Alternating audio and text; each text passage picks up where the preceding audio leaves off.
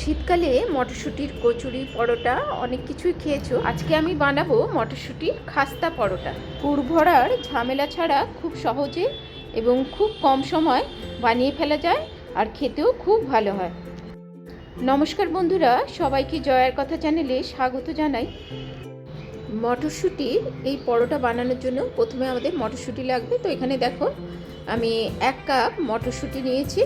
এরপর 1 চামচ করে ধনে, জিরে, একটুখানি আদা এবং একটা কাঁচা লঙ্কা এর মধ্যে দিয়ে দিলাম অল্প একটুখানি, মানে 1 চিমটি মতন হিং এর মধ্যে দিয়ে, আর অল্প একটুখানি জল দিয়ে আমি এটাকে একটা পেস্ট তৈরি করে নেব। একদম মিহি করে পিষে আমি এই পেস্টটা তৈরি করে নিলাম। এবারে আমি ময়দাটা মেখে নেব। এখানে আমি প্রায় 250 গ্রাম মতন ময়দা নিয়েছি।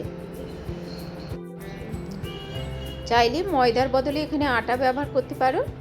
আর এখানে আমি 1 চামচ নুন এবং 1 চামচ চিনি দিয়ে দিলাম, আর প্রায় 4 চামচ মতন রিফাইন অয়েল দিয়ে দিলাম। যেহেতু একটু খাস্তা পরোটা হবে, তাই এখানে কিন্তু এই তেলের পরিমাণটা বেশি লাগবে, মানে ময়ানে তেলের পরিমাণটা বেশি লাগবে। এরপর আমি যে মটরশুঁটির পেস্টটা তৈরি করে রেখেছিলাম ওইটা দিয়ে এখন এটা মেখে নেব।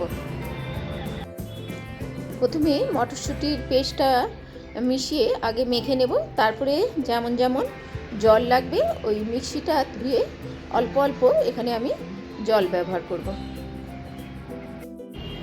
এই ময়দার ডোটা আমি খুব বেশি নরম বা খুব বেশি শক্ত করব না, মাঝামাঝি মানে নরম করেই এটা মাখবো।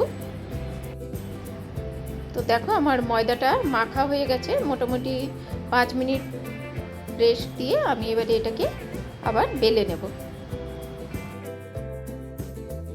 তো এখন আমি এই পরোটাগুলোর বেলার পর্বে চলে এসেছি। তো প্রথমে আমি চাকিতে আর বেলতে একটুখানি তেল লাগিয়ে নিলাম। এরপর মনের মতন একটু বড় বড় করে লেচি নিয়ে আমি এই পরোটাগুলো বেলে নেব। প্রথমে একটু তেল লাগিয়ে রুটির মতন করে বড় করে বেলে নিচ্ছি। এরপর ছুরির সাহায্যে বা এরকম পিজা কাটারের সাহায্যে এটাকে এইভাবে কেটে নেব রুটিটাকে। আর এরপর আমি এর মধ্যে একটুখানি ময়দা ছিটিয়ে নেব খুব ভালোভাবে, যাতে এই যে কেটে নিলাম এগুলো যেন একটু আলাদা আলাদা হয়ে থাকে। মানে বেলার পরে যখন আমি এরপরে বেলবো তখন এগুলো যেন একটার সঙ্গে আরেকটা না জুড়ে যায়, সেই জন্যই একটুখানি মাঝখানে ময়দা দিয়ে দিলাম। এরপর এটাকে আমি আবার একটুখানি তেল লাগিয়ে বেলে নেব। এরপর সেম প্রসেসে একটা ছুরি বা পিজা কাটারের সাহায্যে এইভাবে আবার এরকম সরু সরু করে কেটে নিয়ে উপর থেকে কিছুটা ময়দা লাগিয়ে নেব। তারপরে আবার ভাঁজ করে এটাকে আমি বেলে নেব। এইভাবে 2বার বা 3বার যদি প্রসেসটা করা হয় তাহলে কিন্তু এটা অনেকটা সেই লাচ্ছা পরোটার মতন যেমন খেতে হয়, আর অনেকটা খাস্তা হয়। আর যেহেতু এটার মধ্যে ভেতরে পুর পোড়া নেই, তাই কিন্তু এটা মানে খেতেও কিন্তু অসুবিধা হয় না। পুর পোড়া থাকলে কী হয়, বেশি খাস্তা হয়ে গেলে পুরগুলো ভেঙে ভেঙে পড়তে থাকে। কিন্তু এখানে যেহেতু পুরটা মাখানো আছে, তাই এটা এইভাবে খেতে ভালোও লাগে আর খেতে সুবিধাও হয়। এরপর আমি একটা গোল করে বেলে নেব, তাহলেই কিন্তু আমার এই পরোটাগুলো তৈরি হয়ে যাবে। সেম প্রসেসে আমি সমস্ত পরোটাগুলো এইভাবে বেলে নেব।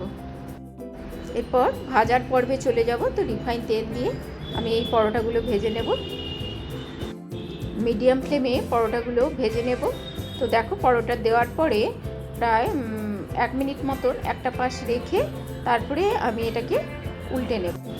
হাতে সময় কম থাকলে পুর ভরার ঝামেলা ছাড়া এইরকমভাবে তৈরি করলেও পরোটাগুলো খেতে কিন্তু বেশ ভালো হয়, আর সময়ও তো কম লাগে আর পরিশ্রমও কম হয়।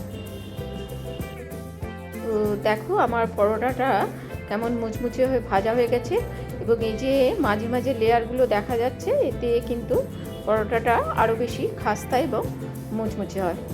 তো দেখো আমি আবার একটা পরোটা ভেজে নিচ্ছি। তো এইভাবে প্রথমে আমি 2টো পরোটা ভেজে নিয়ে তোমাদের দেখাচ্ছি। আর এই খাওয়ার সুবিধার জন্য এটাকে আমি এইভাবে একটা পিজা কাটার দিয়ে কেটে নিচ্ছি। এই পরোটাগুলো তো খুব মুচমুচে হয়, তো একটু ছোট ছোট টুকরো করে দিলে তবে খেতেও সুবিধা হয়। রেসিপি ভালো লাগলে অবশ্যই লাইক করো, কমেন্ট করো আর শেয়ার করে দিও। আর এরকম সহজ সরল রেসিপি দেখতে চাইলে আমার চ্যানেল জয়ের কথাকে সাবস্ক্রাইব করে দিও। এই মটরশুঁটির সময় অবশ্যই একবার ট্রাই করে দেখো। সবাই ভালো থেকো, সুস্থ থেকো, আর এতক্ষণ সাথে থাকার জন্য অনেক ধন্যবাদ।